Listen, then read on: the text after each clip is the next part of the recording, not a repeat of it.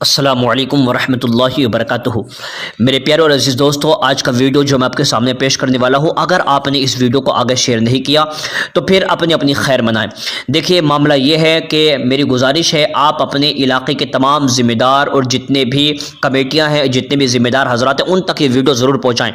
अगर आपको अपनी औलाद से प्यार है, अगर अपने बच्चों से प्यार है, अगर आप चाहते हैं आपको मज़हब इस्लाम से प्यार है, तो आपको ये वीडियो आगे शेयर करना ही पड़ेगा। और अगर आपको प्यार नहीं है तो फिर आप जो चाहें करें। ये खबर जो मैं आपको बता रहा हूँ, ये इतनी दिल दहला देने वाली है। यकीनन देखिए, ये बात सही है कि ला तक़नतु मिन रहमतिल्लाह, हमें अल्लाह की रहमत से नाउम्मीद नहीं होना चाहिए। मगर एक बात याद रखें, अल्लाह रब्बुल इज़्ज़त ने कहा तुम भी तो कुछ करो, सारे काम अल्लाह ही नहीं करेगा, बल्कि तुम्हें भी कुछ ना कुछ तो अमल के मैदान में आना पड़ेगा। अगर तुम सारे के सारे मामलात अल्लाह के सुपुर्द छोड़ोगे तो फिर तुम जो 25 करोड़ या 30 करोड़ हिंदुस्तान में मुसलमान रहते, तुम्हारा क्या होगा? तुम कुछ नहीं करोगे, अपने हाथ पे हाथ रखकर बैठे रहोगे। तो मेरे भाई, आज का वीडियो जो मैं आपको दे रहा हूं, यकीनन आपकी रूह कांप जाएगी और आपको लगेगा कि वाकई आपके खिलाफ कितने जबरदस्त अंदाज में प्रोपेगेंडा किया जा रहा है। देखिए, मैं बता दूं, एक पंडित है और इसके पास में कई सारे बड़े बड़े लोग बैठे हुए नजर आ रहे हैं। और ये जो सभा हुई है ना, ये कहाँ हुई है? ये हुई है मेरठ के अंदर, हिंदू रिपब्लिक ऑफ हिंदुस्तान के लिए, कहते हैं हिंदू पंचायत के नाम से ये शुरू हुई है। और ये कोई पुरानी नहीं है, मैं कोई आपको पुरानी खबर देने नहीं लगा हूं, बल्कि रविवार 10 जनवरी 2021 दोपहर के 2 बजे से लेकर 5 बजे तक बृहस्पति भवन चौधरी चरण सिंह विश्वविद्यालय मेरठ के अंदर यह हुआ है। और इसमें बड़े बड़े पंडित आए हुए हैं और इसमें एक गुंडू आदमी है, टकला है, और वो क्या कर रहा है जानते हैं?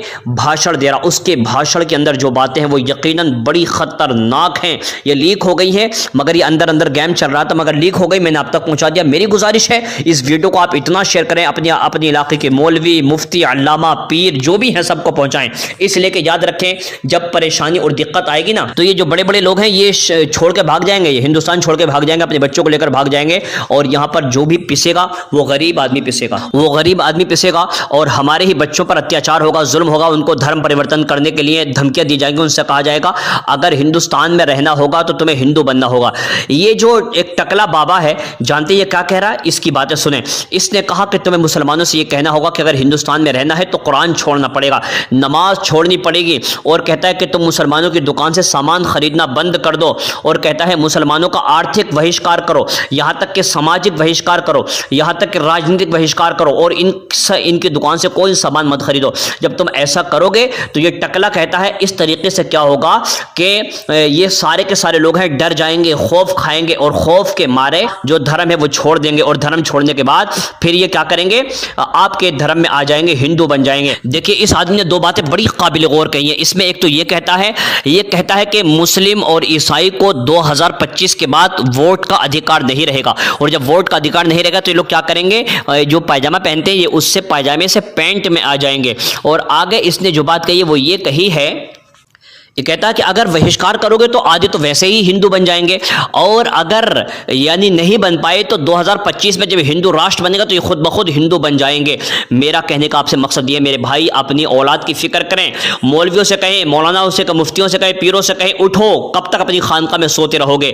ये लोग लगातार प्रोपेगेंडे कर रहे हैं, सभाएं कर रहे हैं, और इन लोगों ने क्या क्या कर रखा है। लेकिन मुसलमान हाथ पे हाथ धरे हुए बैठा और कहता है कि जो होगा वो देखा जाएगा। क्या देखा जाएगा मेरे भाई? अब जो है पानी वो सर से गुजर चुका है, सिर्फ 3-4 साल बाकी है। इसके अंदर मुसलमानों को मुत्तहिद होना होगा, मुनज़्ज़म होना होगा, और कुछ ना कुछ लाही अमल तैयार करना होगा। मेरे भाई, मैं आपको नाउम्मीदी की तरफ नहीं लेकर जा रहा हूं, बल्कि मैं इतना कह रहा हूं, फिर भी मैं इस गंजे से कहूंगा, इस टकले से कहूंगा कि एक बात याद रखना, अगर तू ये समझता है कि तू हमें धमकियां देकर के अगर हमारे बच्चों को या हमारी आने वाली नस्लों को या हमें अगर हमारे दीन से फिरा देगा, तो ये इसकी सबसे बड़ी भूल है। आपने देखा कि बर्मा के मुसलमान वहां से जो है अपना घर बार, जमीन जायदाद सब छोड़कर आ गए, मगर उन लोगों ने अपना धर्म नहीं छोड़ा। तो जरा सोच, यहाँ का मुसलमान कैसे अपने धर्म परिवर्तन करा सकता है? ये तो, लेकिन फिर भी हमें हाथ पे हाथ रखकर नहीं बैठना, बल्कि हमें कोई ना कोई लाही अमल तैयार करना ही होगा। ये वीडियो आगे शेयर कर दें, जल्दी शेयर कर दें। अस्सलाम वालेकुम। बात करते हैं तो आप इतने बड़े लोगों से विद्यासागर नहीं जानते हैं ऐसे लोगों को, और आज बड़ी फॉलोइंग आज भी हमारी मुसलमानों की है। हमारा ये तर्क है, हमारा ये कहना है, यदि तुम मुझसे जुड़े रहना चाहते हो तो सबसे पहले तुमको कुरान छोड़ना होगा, तुमको नमाज छोड़ना होगा। आप भी ये शुरुआत करिए कि तुम मुसलमान हो तो सबसे पहले तुम कुरान छोड़ो, यदि मुझे संगत रखना है तो। आप कल देखिए, आप तय करिए कि मुझे किसी मुसलमान के दुकान से कोई सामान मैं नहीं खरीदूंगा, चलेगा। आप उनका आर्थिक बहिष्कार करिए, सामाजिक बहिष्कार करिए, राजनीतिक बहिष्कार करिए, सब इस्लाम छोड़ छोड़ के हिंदू धर्म में आएंगे। और जो बचा कुछ रहेगा 4 साल बाद जब हिंदू राष्ट्र बनेगा, तो हिंदू राष्ट्र में रहने वाला व्यक्ति केवल अधिकार, मतदान का अधिकार केवल हिंदुओं को होगा। आप कल देखिए अधिकार देख करके, जिस दिन हिंदुओं को सिर्फ वोट का अधिकार होगा, मुसलमानों ईसाइयों को नहीं होगा, उसी दिन यह सब पैजामा छोड़ छोड़ करके पैंट पहन लेंगे।